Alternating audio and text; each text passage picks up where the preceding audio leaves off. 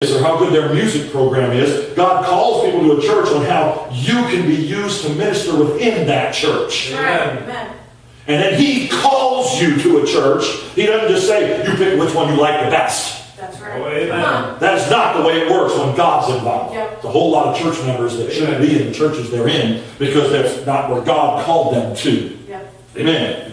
Yep. This is the man that God has placed over this church, and God called you to be a member of this church. Therefore, by sheer process, God has said He's in charge. You are to be in subjection to Him as the leader of this church. Yep. Did you just say I'm supposed to be in subjection to my pastor? Yeah. Yes!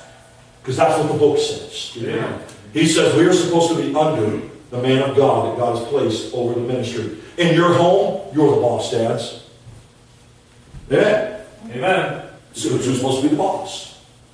In the church, he's the boss. Dads, do you make the decision at your home? Wives, if you make the decision, you're out of place. Uh-oh, it is really quiet in here. Yeah. Get mad at me, ladies. It's the truth. These are the roles that God has placed us in. It is not that you're not as good as your husband. Please, not be mad. It is not that you're not as good as your pastor. I got news for you. I know him. Most of you are better than him. I couldn't resist. No, I'm just kidding. He knows that. It's that this is the man God chose because this is the man God needs right here. That's right. So, again, I'm ignorant of this church. I'm not saying there's anybody here that's ripping on your pastor. Okay? Don't misinterpret what I'm saying. But this is the truth. Most churches, there's somebody thinks they could do it better than him. I had a guy in my church. He thought he could do it better than me. So behind the scenes, after our church really got going, man, we were doing great. And I thought this guy really loved me and was really supporting our ministry. Now, I'm not using names on that, but I thought he was really a help to me. We started a discipleship ministry. We had it going. We were having people come in and we were having special times at people's homes. And we were seeing souls saved. We were seeing things happen. And I put this man over this discipleship ministry. And I'll make a long story short. I basically found out later that he was the one that was doing a lot of the discipling, supposedly. But what he was doing was going to people's houses and spending 2 hours criticizing the pastor and how he could be a better pastor than I could. He had been an assistant pastor under another pastor that had, I think, 1 year of Bible college, so he knew more than I did. Even though I had 4 years of Bible college, and et cetera, not that me understood all.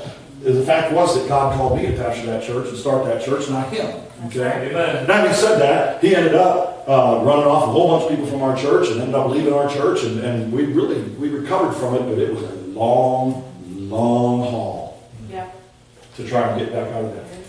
And very hurtful. It was really painful. But anyway, that was very early in our ministry. But anyway, I said all that to say, this is your man of God. It is against God's will for you to raise up against the man of God. That's right. I'm going to say something you're not going to agree with. Even if he's wrong. Yeah. Yeah. It's not your place. That's right. He answers to God for this church, not you. You answer to God for how you respond to how he leads. That's right. Now, I'm not talking about doctrinal things. Once if he gets doctrinally off and everything, I'll personally come out here and tell him what I think. Amen. Amen. And he would say the same, by the way, he would do the same thing to me. That's right. Whether I'm pastoring or not or whatever. If I get doctrinally off, he can come tell me. Now, I can't do anything about it, but I'm saying we're not talking about doctrinal errors here. We're talking about, well, you don't like the way he runs the services. And who gave you the right to say a word? Amen. You say, well, I'm in America. I can say what I want to do. No, we're not in America. We're in the Church of God. Amen. It just happens to be in America. Yeah. It's not about your rights and freedoms in America. It's about his leadership under his leadership. In your fellowship. Amen. I've said it too long. I sound like by the way, I'm ignorant. Please, everybody listening? There's probably somebody here going, what that preacher tell that evangelist? What is the deal here? He's just out there. He thinks somebody. No, none of that. He has never said a word but great things about this church. So please understand. Folks, this is your pastor's job. It is your pastor's job to stand up here, as I said a minute ago, to reprove, rebuke, and exhort. That means he's going to get up here and step on your toes sometimes. Now, preacher, I'll preach to him. You can hear me say this. Preacher, don't you ever step on toes unless God tells you to step on toes. Amen. Okay? I know some preachers that step on toes because they think it's kind of cool and kind of fun. I hate it. I don't like stepping on toes. I don't like to make people angry. I don't like to get them upset. Amen. I don't like it, but it's my job. Amen. I got another job. I had to start working a little bit on the side. I don't like my job. You ever see the infomercials on TV? You know those infomercials? I'm one of those guys that answers the phone when you call and tries to sell you 45 other things. Oh boy. No, I don't like it either. But it's my job.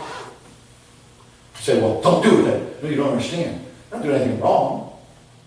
We're presenting you with an option to buy. Well, you want to buy the, I won't use any items because I sell lots of different things. Did you all know, did you all know, this is going to be on YouTube, you said, I'll get in trouble, I'll get fired. No, did you know, they don't get fired. No. It's my own business, I can do whatever I want. Anyway, did you know that you're not, when you're calling those things, you're usually not calling some office where there's 4,000 people in the office answering phones, you're calling somebody's house? They're probably sitting there in their pajamas in their office, in their house, answering the phone. Yep. Did you know that? Did you know that they're not selling one item? I sell hundreds of things. When you're calling, I'm not going to use names, you're calling to get that whatever thing, you put it in your mind, what is the thing you see on Saturday morning that you think is kind of cool looking? First off, a lot of it's very good quality stuff. It's really not junk, okay? And when you're calling that, just hush. when you're calling that person sitting on the other end, okay, they sell 200 or 300 different things. I've been at this now for 3 or 4 weeks. Virtually every day something pops up on my screen that I've never even heard of before. Did you know that? I'm dead serious. Now, if I'm at it long enough, I'll know most of the products. But I'm dead serious. I see things every day that I don't have a clue what they are. And I'm selling them to you. And I'm sounding like I have a clue. Now, some of the items I do. I've studied it and learned it, and we do classes and do all kinds of things and do learn some of the things. And they work that out too, by the way, to where I've got some things that I sell that I know the product very well, okay, because I get those calls a lot, and I sell some diet things and stuff that I'm pretty good at. You want a good diet plan? I'll tell you which one, okay, it's good.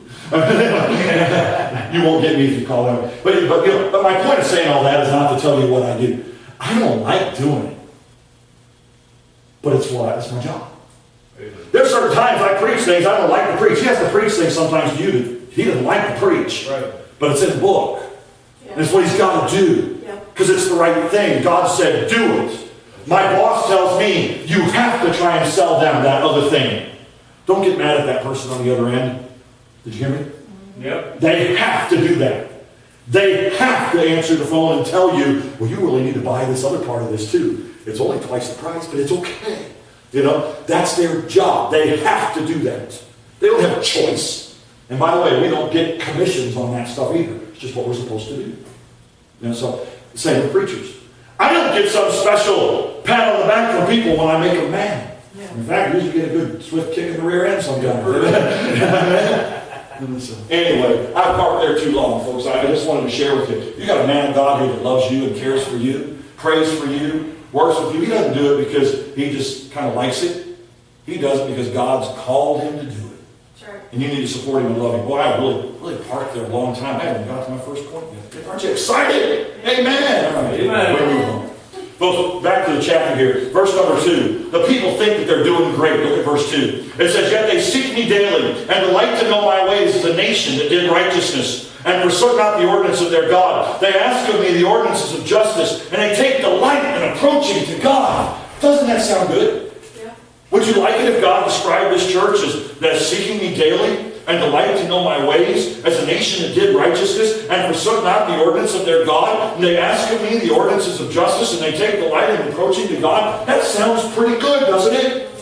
Amen. There's one little problem. There's a little 2-letter word in that paragraph, that verse, that if you just read it, you don't catch it. Look at it again. Yet they seek me daily and delight to know my ways, and there it is. As a nation that did righteousness and forsook not the ordinances of their God, and they ask of me the ordinances of justice, and they take delight in approaching to God. They do it like a nation that's really like that, but they're not really a nation that's like that. Mm-hmm. Are you seeing that? Amen. If you just read past it, you don't catch that little 2-letter word as. He's saying they're like this. They act like they want to hear from me. They act like they want to follow me. There's a semblance of spirituality, at least on the outside. It appears that way. Are you catching this? They were into serving God, but they they weren't serving God. Yep. That's what it's saying. Yep. They were into going to church, but they weren't serving God when they went to church. They were into reading their Bible, but they weren't serving God when they were reading their Bible. They had the right motions without the right heart.